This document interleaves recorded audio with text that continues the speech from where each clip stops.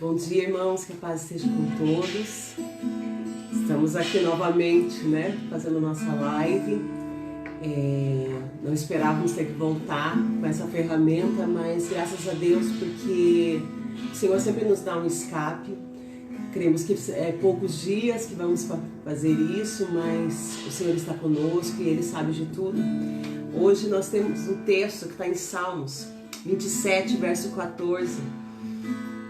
Diz assim: espera pelo Senhor, seja valente e corajoso. Sim, espere pelo Senhor. Hoje eu acordei de manhã com esse versículo: espera no Senhor. E eu quero dizer para você nessa manhã que a nossa esperança não está em nada que não possa, de alguma forma, garantir para a gente uma vitória. Nossa esperança não está em nós mesmos, não está na medicina, não está em homens, mas a nossa esperança está no Senhor.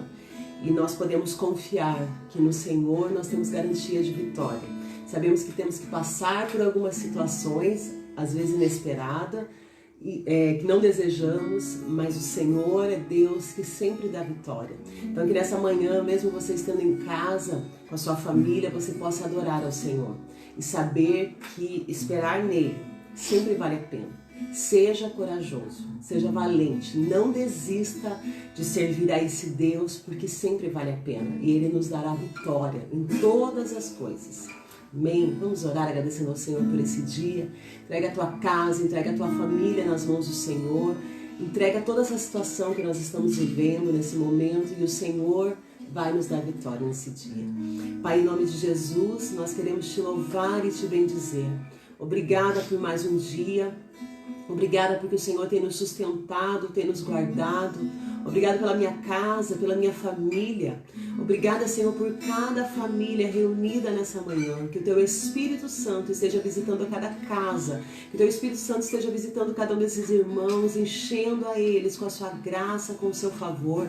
Que nesse dia, ainda que seja dentro da nossa casa, possamos glorificar o Teu santo nome.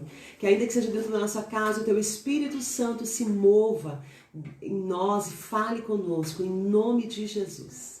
Amém.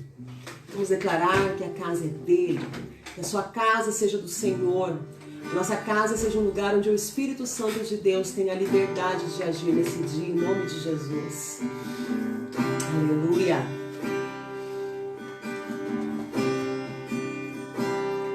Você é bem-vindo aqui, a casa é sua.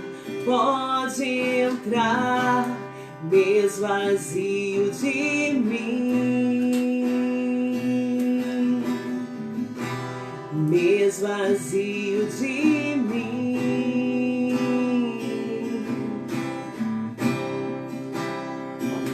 Sopra o teu vento aqui, toma o teu trono, vem reinar, nós queremos te ouvir, nós queremos te ouvir.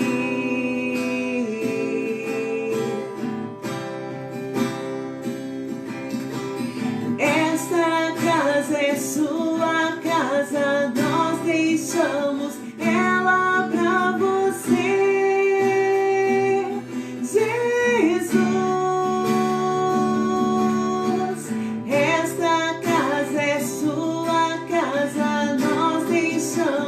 Ela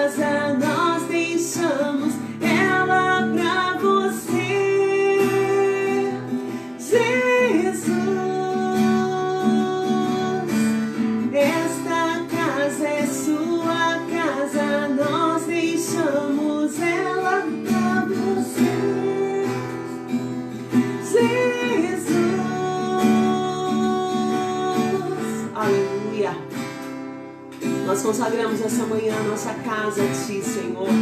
Eu consagro a minha casa, eu consagro a minha família na Tua presença. Eu entrego, Senhor, tudo que nós temos, tudo que nós somos.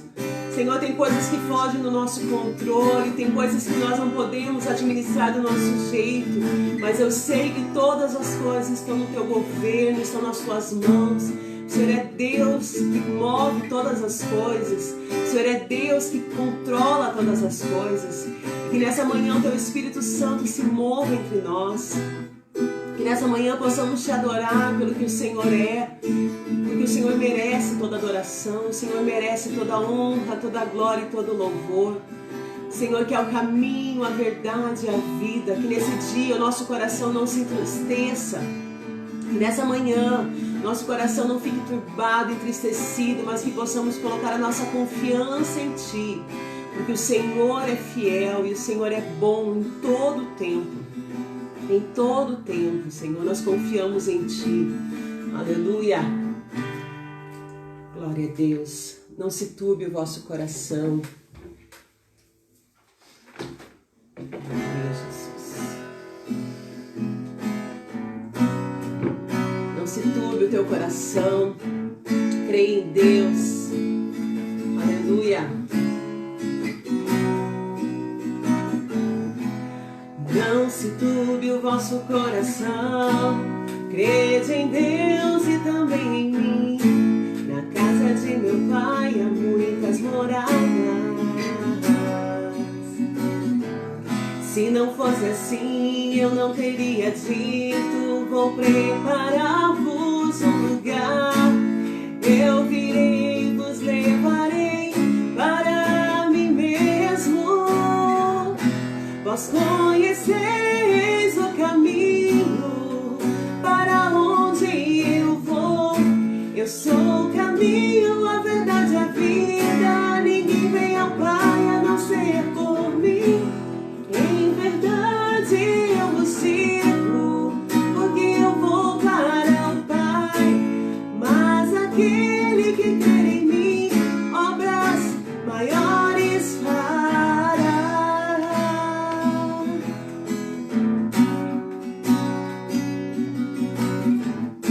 Aleluia, Jesus, aleluia. Se me amares verdadeiramente, guardareis os meus mandamentos. Eu rogarei ao Pai, Ele vos dará o Consolador, o Espírito da verdade, que o mundo não pode receber, mas Ele habita em vós, estará em vós para sempre.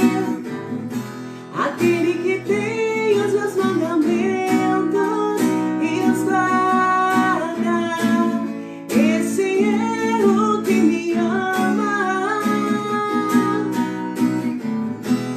E se alguém me amar, será amado por meu Pai. Eu também o amarei e me manifestarei a Ele.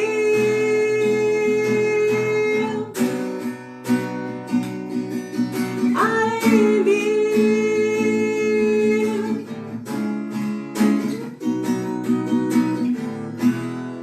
Quero te amar mais, Senhor. Quero te amar mais, Senhor. Quero te amar mais, Senhor. Quero te amar mais, Senhor. Quero te amar mais, Senhor.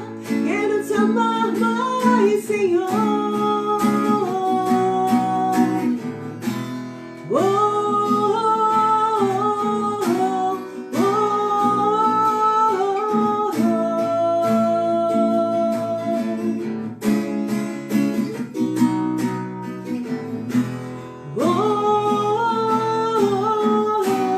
oh, oh, oh,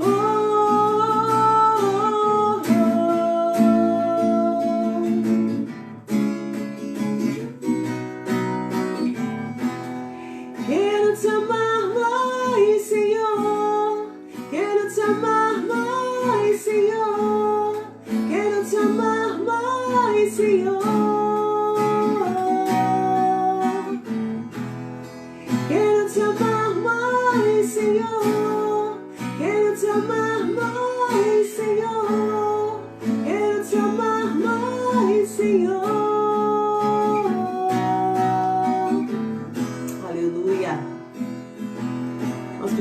te amar a cada dia mais, Senhor. Nós precisamos a cada dia mais colocar o nosso coração em Ti, porque ainda que as coisas às vezes não aconteçam como nós queremos, quando nós te amamos, nós entendemos a Tua vontade, nós aceitamos o Teu propósito para as nossas vidas. Aleluia, glória a Deus. Vamos ouvir a palavra do Senhor nessa manhã, queridos.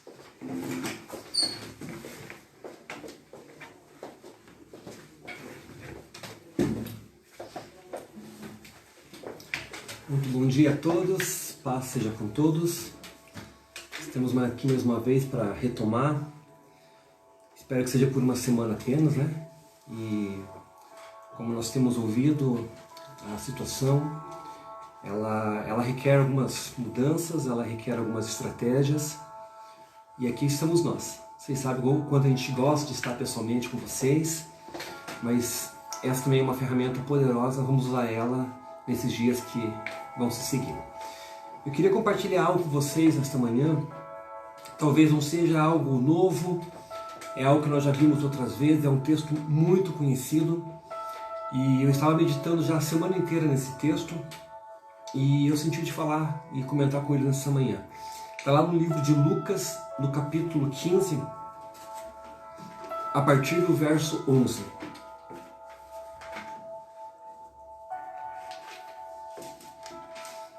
Essa é a parábola do filho pródigo.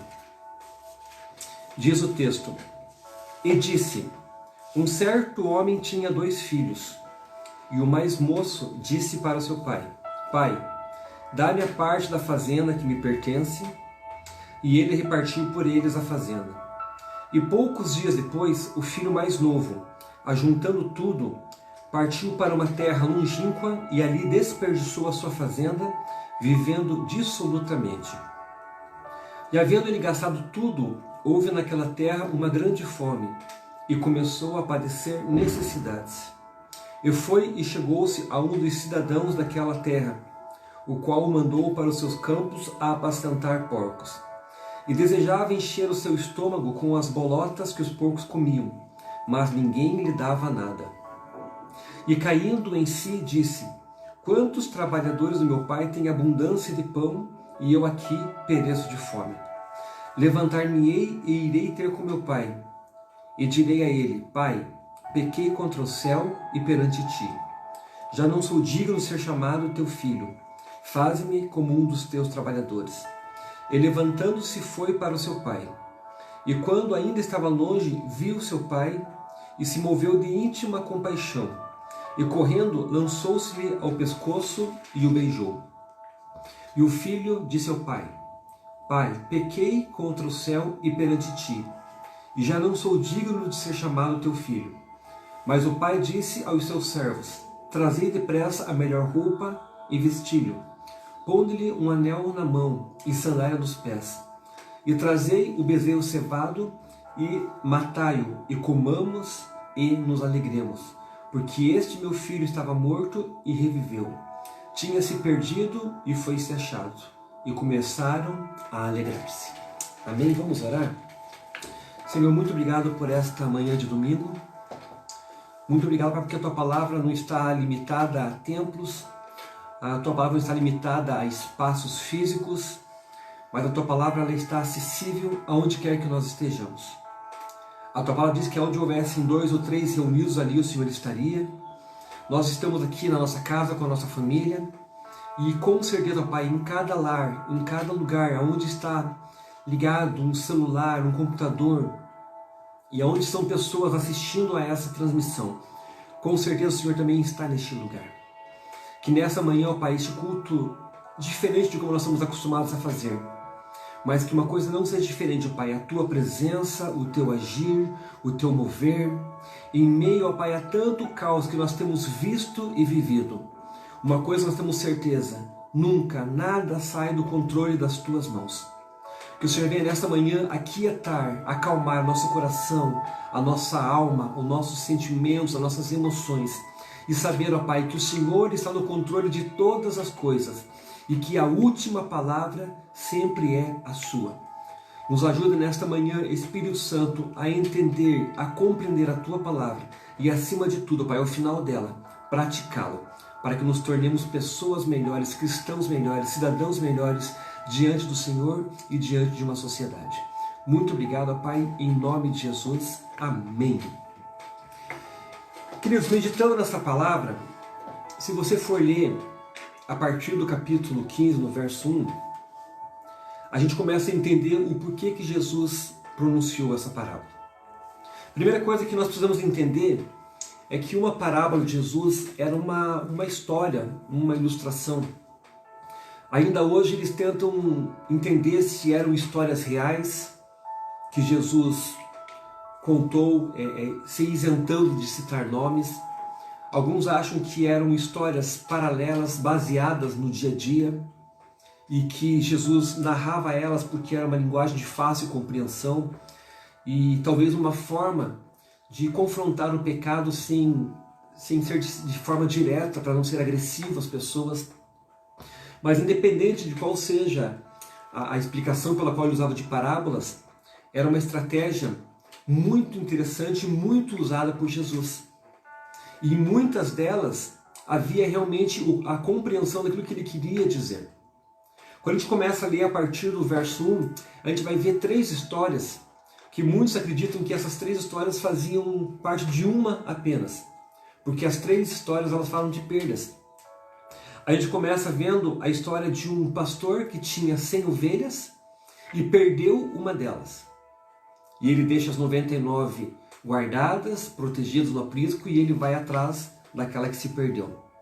Um pouquinho mais para frente, ele fala a história de uma mulher que tinha 10 moedas, ela perde uma, e o texto fala que ela revira a casa inteira à procura daquela moeda até encontrá-la.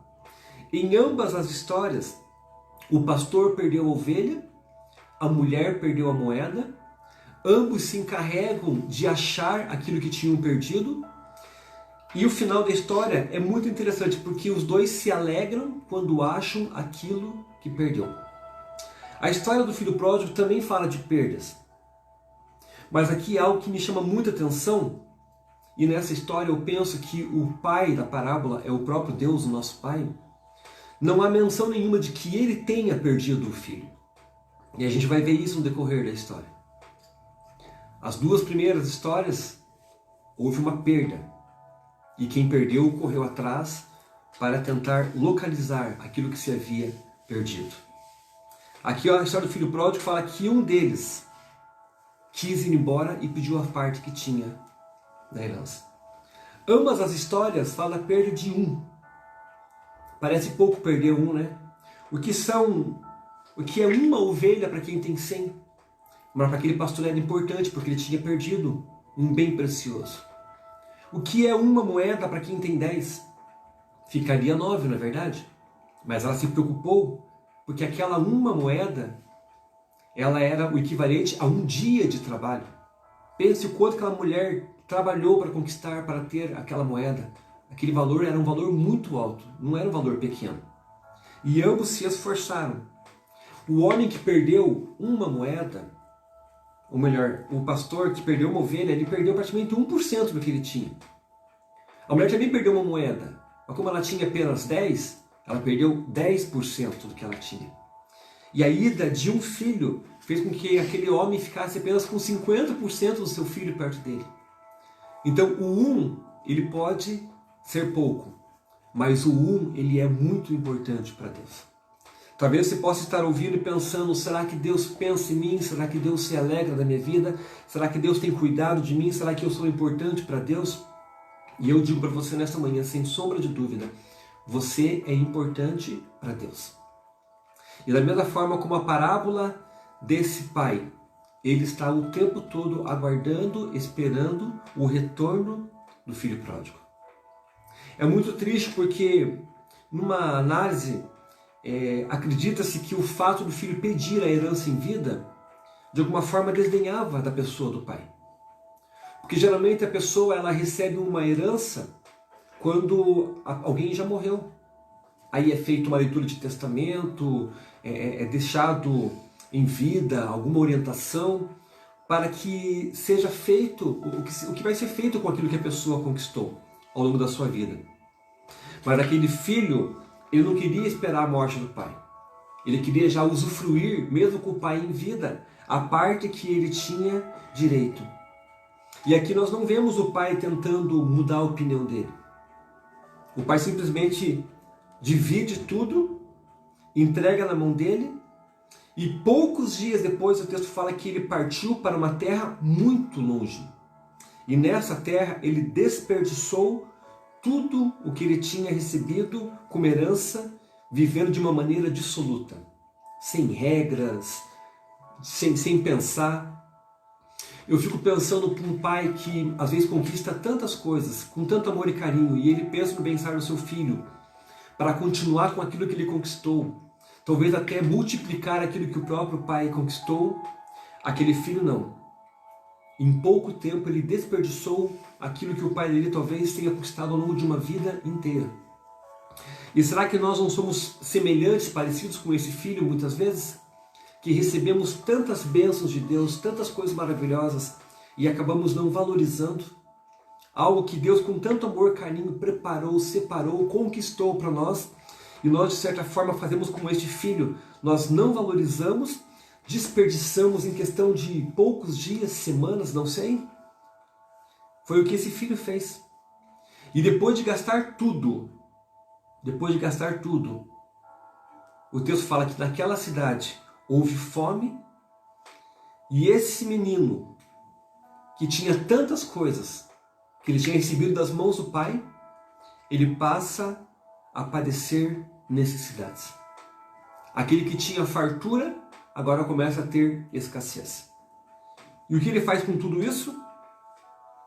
Eu fico pensando, onde será que estão todas aquelas pessoas que de alguma forma usufruíram ao lado dele esse dinheiro?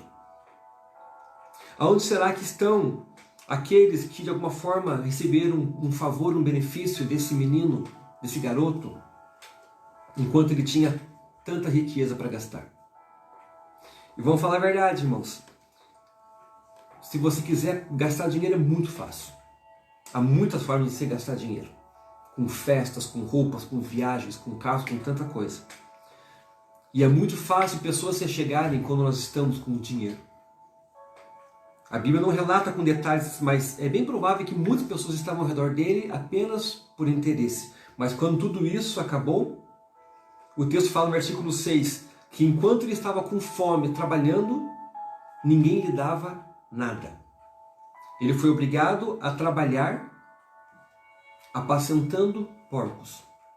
Por que a parábola usa a expressão porcos?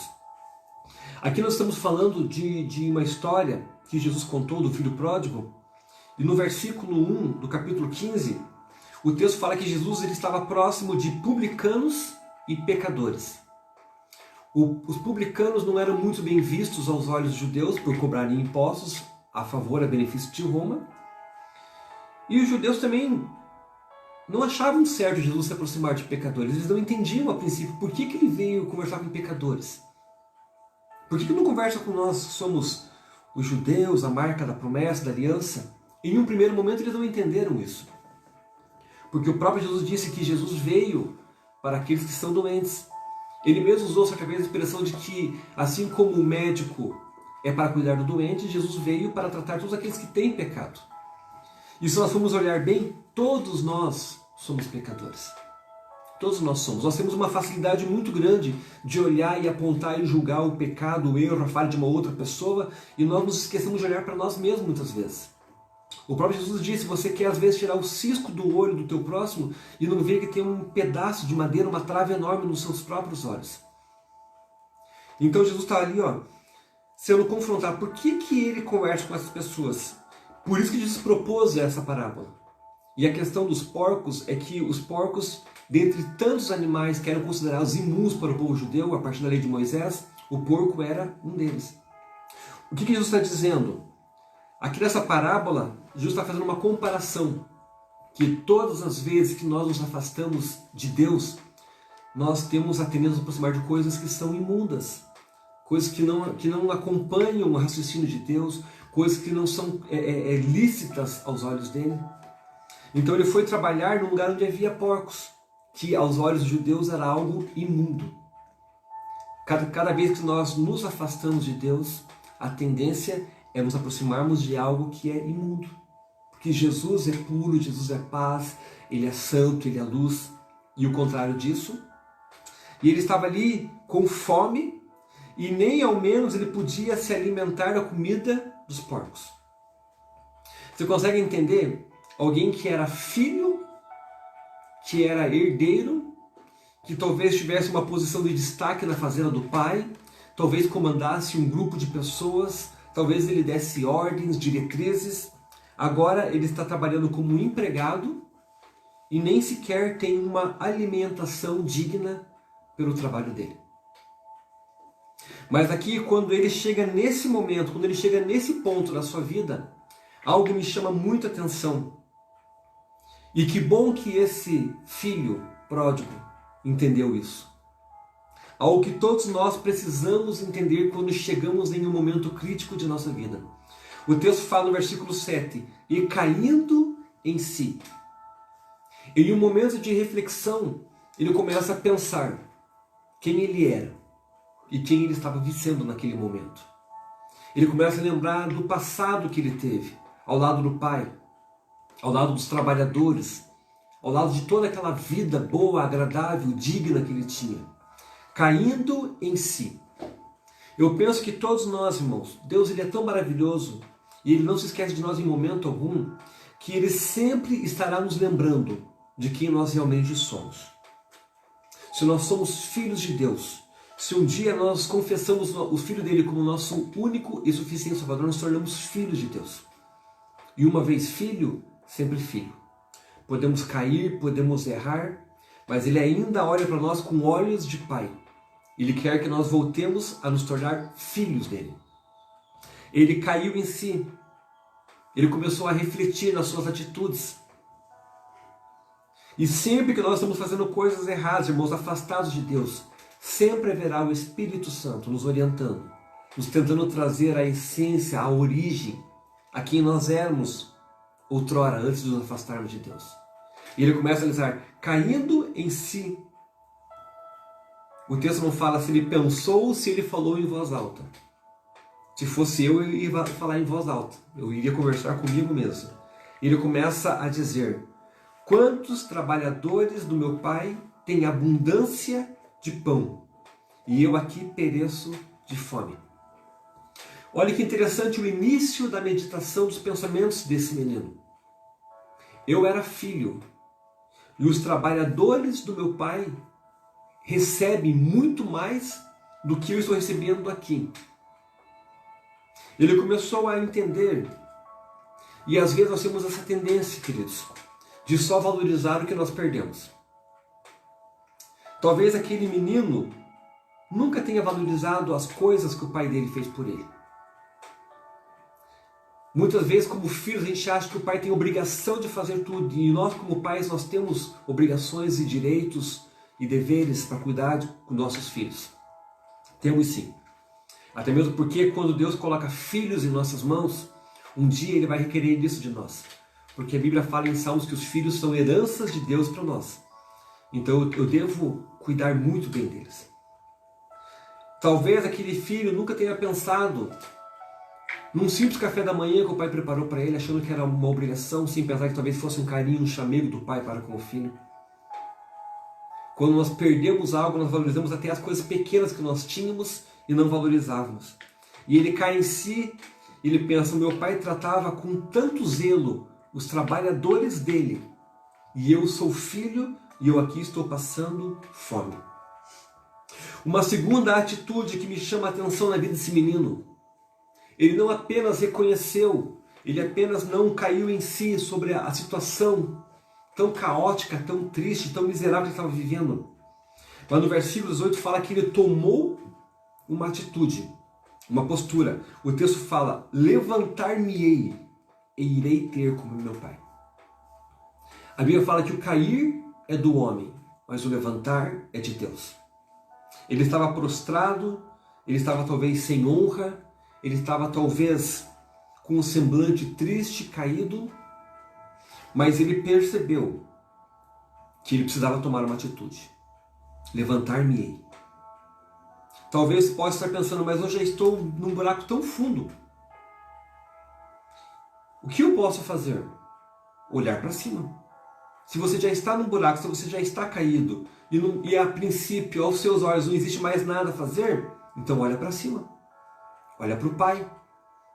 Ele falou, levantar-me-ei e irei ter com o meu Pai.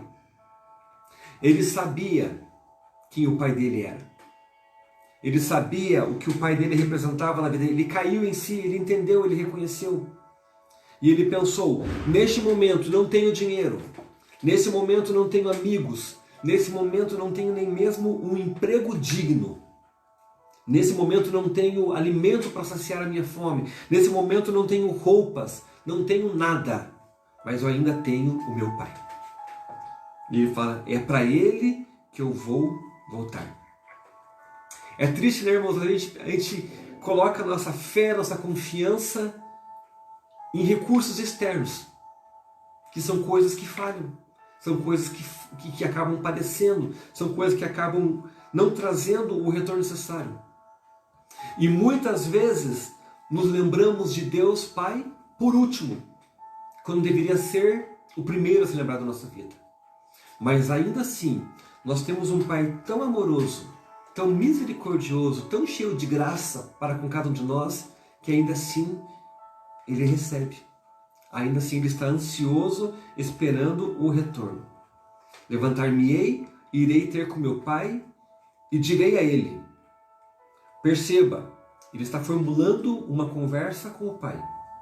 Ele está formulando o que Ele vai dizer quando Ele se reencontrar com o Pai. Ele não está nem sequer cogitando a ideia de não ser aceito pelo Pai. Percebe isso? Você não vê assim, e se por um acaso Ele não quiser falar comigo? E se por um acaso Ele não me aceitar? E se por um acaso Ele não permitir que eu entre nas terras? Ele não está pensando dessa forma. Ele está dizendo, eu vou falar com o meu Pai, eu terei acesso a Ele. Ainda hoje o acesso ao Pai está aberto. Ainda hoje há livre acesso ao Pai, ao retorno da presença, do convívio com o Pai. Isso serve para mim, para você, para todos nós. As portas estão abertas, o Pai está aguardando. E Ele diz, Pai, pequei contra o céu e perante Ti. Olha o nível de ciência, de conhecimento que esse menino teve. Ele sabia que o erro dele não tinha sido apenas com o pai materno dele, com o pai paterno dele, mas com o pai espiritual, com o pai eterno, com Deus. Porque a Bíblia fala que nós, como filhos, devemos honrar nosso pai e nossa mãe aqui na terra, honrá-lo, respeitá-los. E quando eu não faço isso, eu não apenas desonro meu pai terreno, como eu desonro meu pai dos céus. Ele sabia que aquela atitude de pedir a herança dele em vida tinha entristecido não apenas o seu pai, mas também o próprio Deus. E aqui ele, numa atitude de reconhecimento, fala, eu pequei. Talvez a única forma de um pecado ser tratado é ele ser confessado. O próprio Davi disse certa vez que enquanto ele calou os seus lábios, enquanto ele omitiu os seus erros, os seus ossos se quebravam. Havia perda, havia dor física para ele. Todas as vezes que eu e você precisamos ter um pecado trabalhado, ele tem que ser confessado. Eu pequei, eu errei. Esse é o primeiro passo. E esse menino, ele entendeu isso. Pai, pequei contra os céus e eu pequei contra o Senhor. Eu já não sou digno de ser chamado seu filho, me faça como um de seus trabalhadores. Ele entendia que mesmo como trabalhador do pai dele, ele teria muitos benefícios, muito além daquele que ele estava tendo quando ele abandonou tudo e foi para essa terra longínqua. E o texto fala que no versículo 20, ele continuou nesse propósito firme de ir até a direção do pai. E levantando-se foi para o seu pai. E quando estava ainda longe, ele viu o seu pai.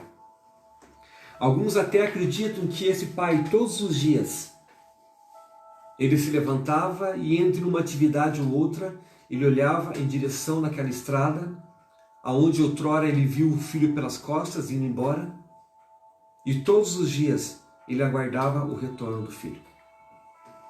É uma conjectura, mas que eu particularmente acredito que há muita lógica nela. O tempo todo que eu e você estamos com as costas viradas para Deus, Ele está nos aguardando, esperando o nosso retorno.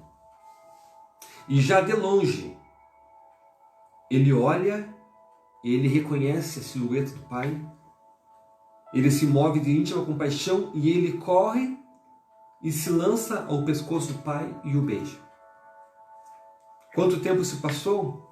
Não sei. Mas foi o suficiente para ele entender, para ele sentir saudades do Pai. Para ele sentir saudades do Pai. E aqui ele começa no versículo 21, ele começa com aquela famosa conversa que ele tinha ensaiado. Lembra que nós vimos agora há pouco? Ele ensaiou uma conversa com o Pai. Mas olha como as coisas mudam quando ele inicia essa conversa. Ele começa muito bem como ele tinha programado. Ele diz: Pai, pequei contra os céus, eu pequei perante ti, eu já não sou digno de ser chamado seu filho. Lembra a próxima frase que ele iria dizer? Ele iria falar: trata-me como um dos seus trabalhadores. Mas o pai não deixou ele fazer isso. A alegria do pai, a ânsia de recebê-lo de volta era tão grande que ele nem sequer consegue terminar a sua frase. É fato, e a gente sempre fala que nós somos trabalhadores da seara de Deus, mas muito além de eu e você sermos trabalhadores de Deus, Ele quer que nós sejamos filhos dele. Deus quer muito mais que eu seja filho do que trabalhador. O trabalhar vai ser uma consequência de eu ser filho dele.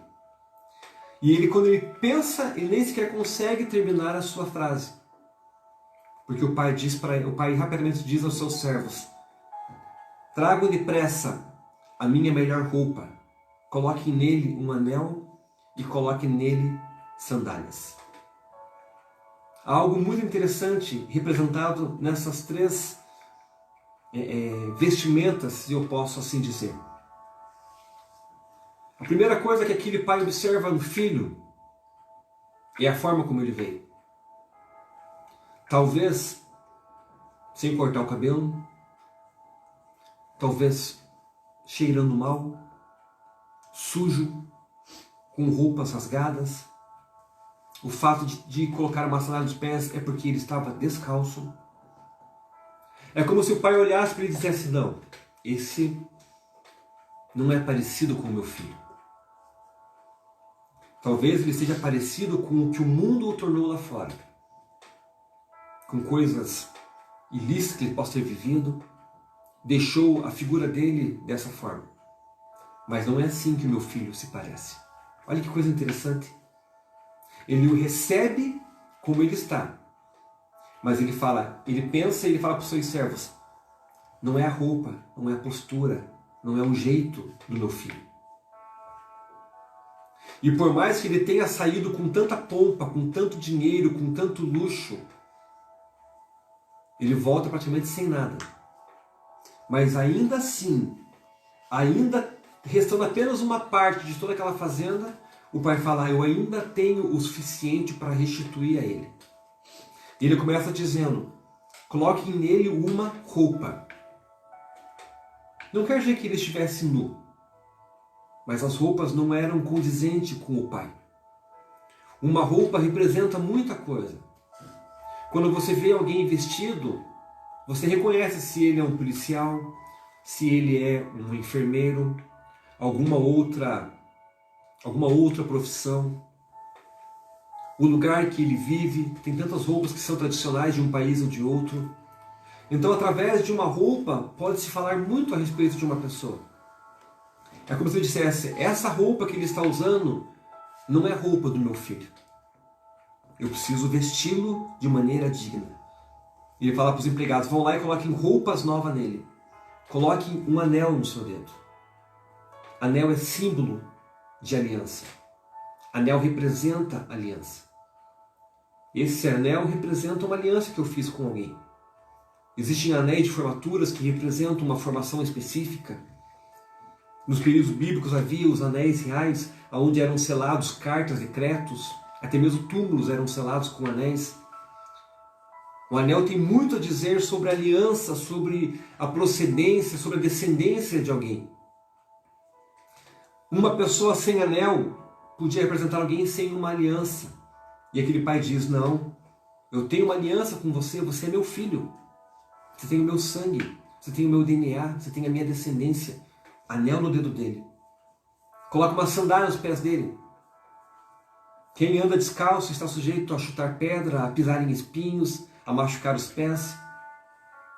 Acredita-se que nessa época apenas andava sem sandália os escravos.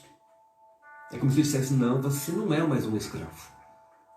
Você não é mais alguém que vai andar descalço por aí machucando seus pés. A sandália nos pés também pode dizer muito a respeito do meu caminhar, do meu caminhar ao lado de alguém. E Deus está dizendo assim, não. O pai fala assim, coloca a sandália nos pés dele. O pai também fala, sabem aquele bezerro que nós guardamos para uma festa específica, para Páscoa ou com alguma outra comemoração? Não, o dia de festar é hoje. Tragam agora aquele bezerro. Pensa, irmãos, alguém que até poucos dias não tinha roupa, não tinha um nome, não tinha dignidade, não tinha nem sequer comida de porcos para se alimentar. Mas agora, quando ele retorna para o pai o recebe com amor, carinho, coloca roupas, coloca anel, coloca sandália e manda preparar o melhor bezerro para que eles possam comer e que eles possam se alegrar. Voltando ao comecinho de Lucas 15, o próprio texto fala que existe alegria quando algo que estava perdido é reencontrado. A Bíblia afirma que há festa no céu quando um pecador se arrepende e volta ao convívio com Deus. Quando um filho que outrora estava perdido, pródigo, vivendo a sua vida de maneira dissoluta, longe, afastado de princípios, conceitos de Deus, quando volta, a Bíblia fala que há festa no céu para se alegrar. Nesse momento havia uma festa na terra, na casa do Pai. E cada vez que um filho volta, a festa nos céus. E o Pai continua dizendo, esse meu filho estava morto, mas reviveu. Estava perdido e ele foi achado e ambos voltaram a se alegrar. Nós temos vivido dias, irmãos, em que as pessoas têm questionado com relação à bondade e ao amor de Deus. Infelizmente, eles têm questionado até mesmo a existência de Deus. Se existe um Deus bom, que se denomina Pai de todos, por que Ele permite tantas coisas ruins acontecendo? Irmãos, há coisas que as pessoas desconhecem, e por desconhecer acabam falando coisas que não são coerentes. Vocês acham que Deus perdeu o controle do que está acontecendo nesse mundo? Vocês acham que aquele que do nada tudo criou, perdeu o controle de tudo? Aquilo que eu e você, e eu gosto muito de pensar nisso, e é uma realidade, aquilo que eu e você hoje olhamos e consideramos um completo caos, nunca nada saiu do controle das mãos de Deus. Mesmo em meio a essa bagunça, mesmo em meio a esse caos, onde pessoas estão se desgarrando, estão fazendo semelhante a esse filho pródigo, nada sai do controle das mãos de Deus. E da mesma forma como nessa passagem, nessa parábola, ainda hoje, o pai está olhando para o horizonte, à espera do filho pródigo que retorna. Ainda há tempo do filho pródigo voltar. Eu fico pensando, a gente conversa muito sobre isso aqui em casa. Ainda que falte tudo em nossas vidas, nunca vai faltar o amor, o afeto, o zelo, a provisão de Deus. Agora, se faltar Deus em nossas vidas, o que nós podemos esperar? Se aquele que nos dá tudo, se aquele que nos ajuda, nos protege, nos cuida, faltar, a quem nós iremos recorrer? O filho recorreu para tantas coisas, dinheiro, amigo, festas, e tudo isso faltou para ele. Mas o que não faltou para ele? A figura do Pai, a pessoa do Pai, o amor do Pai, o abraço do Pai, o recebimento do Pai. Não sei como será no decorrer desse ano, Não sei como vai ser nem o meu amanhã, como será o nosso amanhã.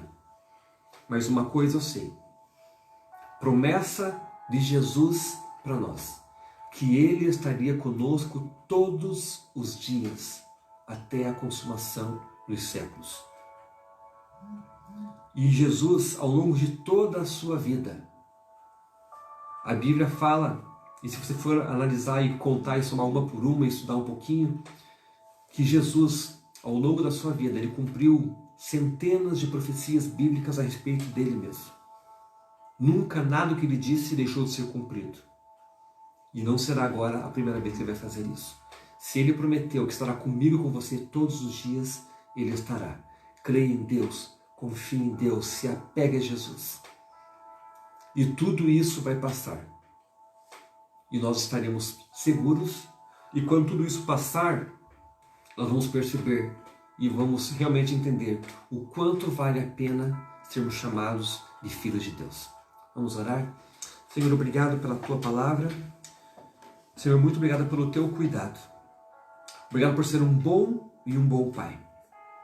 Ainda que nós sejamos bons pais, a gente acaba falhando com nossos filhos. Mas o Senhor nunca falha conosco.